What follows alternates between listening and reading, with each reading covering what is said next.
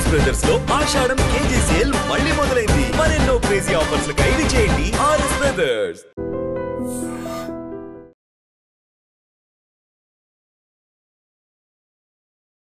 Hi hello నమస్తే, welcome back to our channel. నేను మీ వైషు. పేరుకి ధర్మస్థల, కానీ అక్కడ జరిగేది మాత్రం అధర్మం అనే చెప్పాలి. ఎంతోమంది అమ్మాయిలు, చిన్నపిల్లలు, అమ్మాయిలు, ఆడవాళ్ళు కనిపించకుండా పోయారు అని వెతుక్కున్న రోజుల నుంచి చివరికి అక్కడ అస్థికలు దొరికితే DNA చేసి వాళ్ళ బాడీ అని నిర్ధారించాల్సిన పరిస్థితి వచ్చింది. 1995 నుంచి 2014 మధ్యలో జరిగిన సంఘటన ఇప్పుడు కొత్తగా వెలుగులోకి వచ్చింది. అంతమంది అమ్మాయిల్ని హత్యాచారాలు చేసి, ఎంతమందిని మర్డర్ చేసి పూడ్చిపెట్టేయడం, లేకపోతే దహనం చేయడం, కాల్చేయడం, ఖననం చేయడం, ఇవన్నీ చేశానని చెప్పేసి చేసిన వ్యక్తి ఇప్పుడు బయటకు వచ్చి చెప్పి నాకు రక్షణ కల్పించండి అని అడుగుతున్నారు. దీని వెనక ఎవరున్నారు? అంత మంచి ప్రాంతం, అందరూ గుడికి వెళ్ళే ప్లేస్ అలాంటిది. దీని గురించి మాట్లాడుకోవాలంటే కూడా అంటే గుడికి వెళ్ళిన అమ్మాయిలు కనిపించకుండా పోతున్నారు అని అప్పట్లో ఆలోచిస్తే ఇప్పుడు దానికి పరిష్కారం ఇంకా రాకుండా ఉంది. ఇంకా కూడా చర్చలు జరుగుతూనే ఉన్నాయి. మరి దాని గురించి మాట్లాడడానికి ఈరోజు నాతో పాటు రజనీ రమ గారు ఉన్నారు. మేడంతో మాట్లాడదాం. Hello ma'am. హలో, నమస్తే. నమస్తే. ధర్మస్థల అనేది ఒక మంచి ప్లేసు, గుడి బాగుంటుంది, చూడడానికి వెళ్దాం అనుకుని ఎంతో మంది వెళ్ళుంటారు. అప్పట్లో అసలు కనీసం బాడీస్ కూడా దొరక్క అసలు ఏమైపోయారు తెలియక ఎంతమంది తల్లిదండ్రులు ఇదైపోయి ఉంటారు. అసలు ఎలా చూడాలి ఈ సంఘటనని? పాపం ఆశలు కూడా వదిలేసుకున్నారు వాళ్ళు. ఏంటంటే ఏ కేసు పెట్టినా ఎవరు కేసు తీసుకుంటారు అంటే ఇదంతా కూడా ఒక రాజకీయ పరంగా జరిగింది. ఇప్పుడు 5 సంవత్సరాల పాప దగ్గర నుంచి కాలేజీకి వెళ్ళే వయసు వరకు ఉన్న అమ్మాయిలు కొన్ని వందల మంది ఇదైపోయారు అని అంటే మరి నాకు చాలా ఆశ్చర్యంగా ఉంది. అసలు ఆ పోలీసు వ్యవస్థ ఏం చేస్తుంది, మరి ఆ గవర్నమెంట్ ఏం చేస్తుంది? ఫిర్యాదులు చేసే ఉంటారు కదా. మరి ఎందుకు అంత ఆచూకీ కూడా దొరకనంత ఇదిగా ఎలా మాయం చేయగలిగారు? ఇప్పుడు అక్కడ ఒక అతను చపరాసి పనిచేసే అతను, ఒక అతను ఆయన కంప్లైంట్ ఇచ్చింది, నన్ను గనక మీరు పర్మిషన్ ఇస్తే, నాకు మీరు సెక్యూరిటీ ఇవ్వగలిగితే నేను అన్ని ఏది ఎక్కడుందో నేను చెప్పగలను, నేనే నా చేత్తోనే చేయించారు అంటే నాకు అనిపిస్తుంది పని మానేస్తాను అంటే కూడా బెదిరించారని. ఆ మాట కూడా చెప్పాడు అతను. నన్ను బెదిరించారు, భయపెట్టారు, నేను కనిపించకుండా పోయాను, ఇప్పుడు కొంచెం మరీ ఇంకా నా మానసికంగా నేను మైండ్కి తీసుకోలేక బయటకు వచ్చి అంటే పెద్ద అతను అయిపోయి ఉంటాడు. ఇంకా ఉద్యోగంలో నుంచి తీసేయడమా లేకపోతే ఏదో జరిగి ఉంటుంది. అయితే మనకి 2014లో ఒక అమ్మాయి ఇట్లానే మిస్ అయితే ఆ అమ్మాయి మనకి అదృష్టవశాత్తు ఆ అమ్మాయి ఆచూకీ తెలిసింది.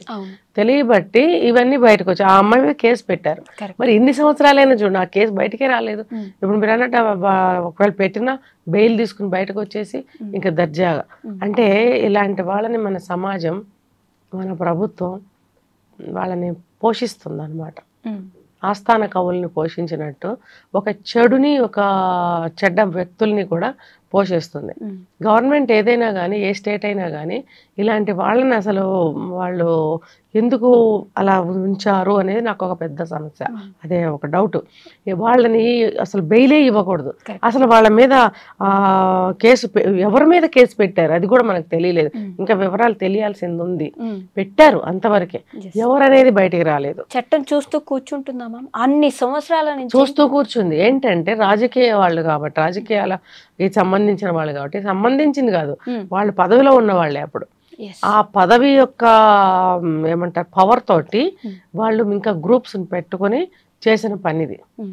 ఇప్పుడు ఒకళ్ళతో అయ్యే పని కాదు. ఒకళ్ళ, ఇద్దరా, 10లా, 20లా, వందల సంఖ్యలో ఆడపిల్లల్ని ఇలా చేస్తున్నారంటే వాళ్ళు అత్యాచారం చేశారని ఇతను మనకు బయటకు వచ్చిన వర్కర్ ఒక ఆయన చెప్తున్నాడు. అంటే నా చేత్తో నేనే చేశాను కాబట్టి ఇటువంటి అత్యాచారాలు చేశారు. ఇప్పుడు రీసెంట్ కాదు, 2014లో స్రవంతి అమ్మాయి పేరు, ఆ అమ్మాయి కేసు బయటకు వచ్చినప్పుడు కూడా ఆ అమ్మాయి మీద ఆ చిత్రావతి నది ఒడ్డున పడి ఉంది, బురద పడేసి ఉంది మీదంతా. అంటే సాక్ష్యాలను మాయం చేయటానికి ఆ అమ్మాయి యొక్క ప్రైవేట్ పార్ట్స్ దగ్గర కానీ ఇంకెక్కడ కానీ బురద చల్లేశారు. ఎవిడెన్స్ అనేది తెలియకుండా మాయం అంటే మిక్స్ అయిపోతుంది కదా అంతా కూడా. ఆ అమ్మాయి యొక్క ఇన్నర్స్ కూడా తీసేశారు, లేవు. ఎందుకంటే మేబీ సాక్ష్యాలు దొరకకుండా. తర్వాత ఏవో వేరే ఇన్నర్స్ తీసుకొచ్చి వేశారని కూడా చెప్తున్నారు.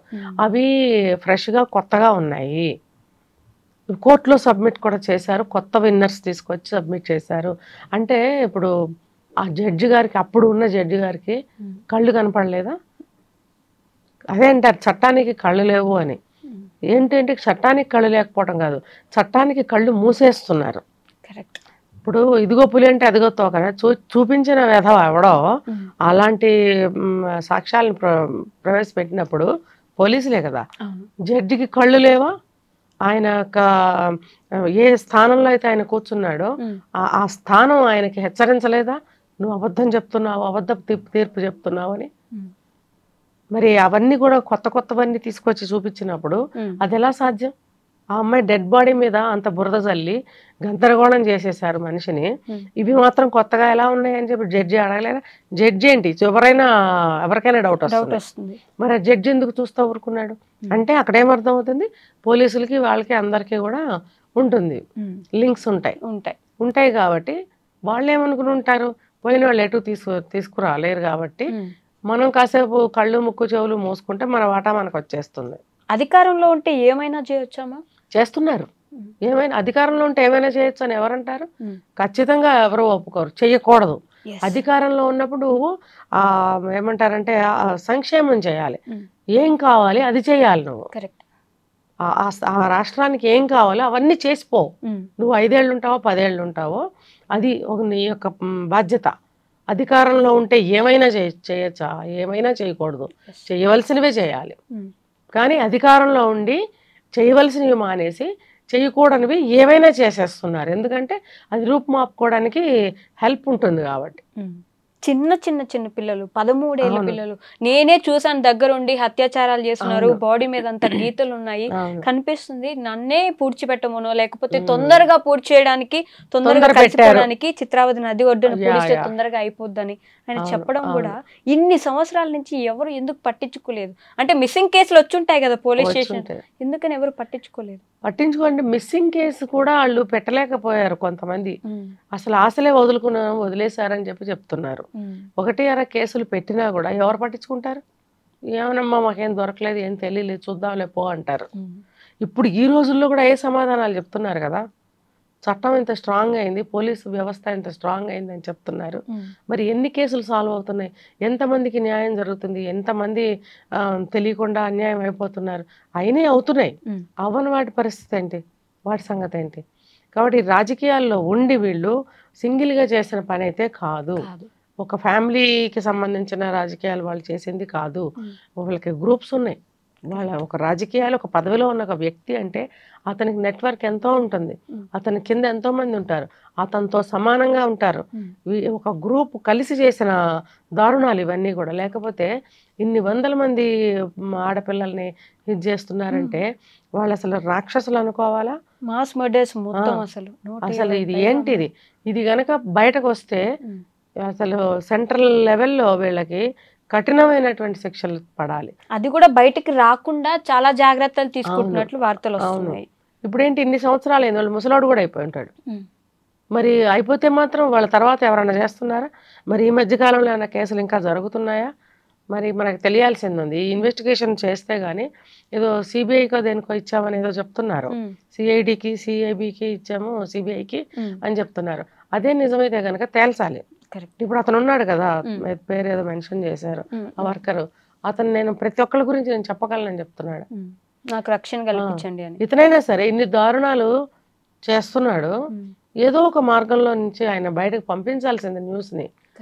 చూస్తూ ఆడపిల్లలు మొగ్గల్లాగా రాలిపోతున్నారే అనేది. అంటే ఇప్పుడు చెప్తాను అని అంటున్నాడంటే ఇప్పుడు కూడా జరుగుతున్నాయా?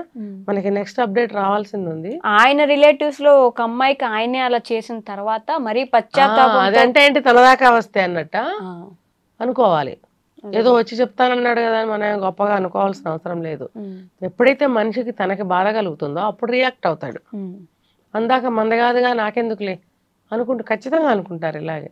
సరే ఏదైతే ఉంది భగవంతుడు ఇప్పుడు ఇవాళ రోజున చెప్పిస్తున్నాడు నిజానిజాలు. మరి ఎన్ని కేసులు జరిగాయి 14 తర్వాత కూడా అనేది మనం వెయిట్ చేయాల్సింది ఉంది. ఏమైనా సరే దీన్ని కింద లెవెల్ కోర్టులోనే వీళ్ళకి కఠినమైన శిక్షలు వేసేయాలి. మళ్ళీ వీళ్ళు సుప్రీంకోర్టుకి వెళ్తాము, మళ్ళీ దీనికి ఒక గడువు, మళ్ళీ వాళ్ళు ఇంకా తీసుకోవడం, సుఖంగా ఉండండి మళ్ళీ కొన్నాళ్ళు, ఈ వేషాలన్నీ సాగకుండా గట్టి చర్యలు తీసుకోవాలి. Okay ma'am, thank you.